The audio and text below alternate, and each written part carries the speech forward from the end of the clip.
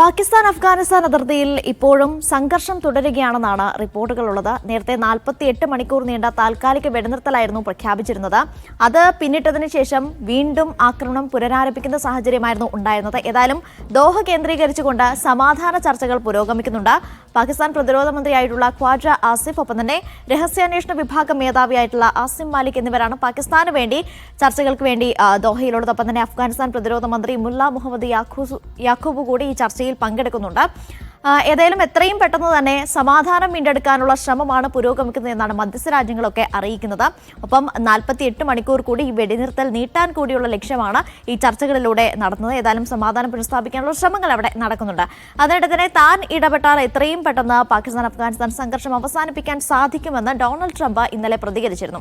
ഇത്തരത്തിൽ നിരവധി യുദ്ധങ്ങൾ താൻ പരിഹരിച്ചിട്ടുണ്ട്.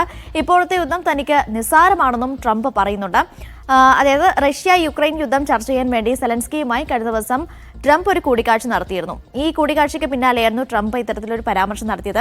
അതിനിടെ തന്നെ സമാധാനം വേണോ അതോ ഏറ്റുമുട്ടൽ വേണോ എന്ന മുന്നറിയിപ്പുമായി പാകിസ്ഥാൻ സൈനിക മേധാവി അസീം മുനീർ രംഗത്തെത്തിയിട്ടുണ്ട്. താലിബാനോടാണ് ഈ ഭീഷണി മുഴക്കുകയും ചെയ്തിട്ടുള്ളത്. ഏതായാലും ഇന്നലെ അഫ്ഗാൻ പക്തിക പ്രവിശ്യയിലുണ്ടായ ആക്രമണത്തിൽ 10 പേർ കൊല്ലപ്പെട്ട വാർത്ത വന്നിരുന്നു. ഒപ്പം തന്നെ 12 പേർക്ക് ആക്രമണത്തിൽ പരിക്കേൽക്കുകയും ചെയ്തിരുന്നു. കഴിഞ്ഞ 4 വർഷത്തിനിടെ പാകിസ്ഥാൻ സൈന്യം അഫ്ഗാനിസ്ഥാന്റെ അതിർത്തിയിൽ 1200 തവണ ആക്രമണം നടത്തിയെന്നാണ് അഫ്ഗാനിസ്ഥാൻ ആരോപിക്കുന്നത്.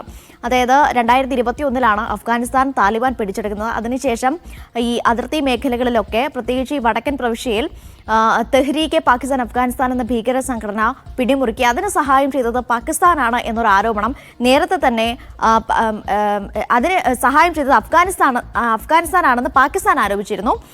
അപ്പോൾ അതുകൊണ്ടാണ് ഇപ്പോൾ ഇങ്ങനെ ഒരു സാഹചര്യത്തിലേക്ക് എത്തിയത് എന്ന ആരോപണമാണ് പാകിസ്ഥാൻ ഉന്നയിച്ചത്. അതിന് മറുപടിയായിട്ടാണ് ഇപ്പോൾ അഫ്ഗാനിസ്ഥാൻ ഇത്തരത്തിലൊരു പ്രതികരണം നടത്തിയിരിക്കുന്നത്. ഏതായാലും സമാധാനം വീണ്ടെടുക്കാനുള്ള ശ്രമങ്ങൾ ദോഹയിൽ പുരോഗമിക്കുകയാണ്. അതിനിടെ ആക്രമണങ്ങളും ഒരു വശത്ത് നടക്കുന്നുണ്ട്.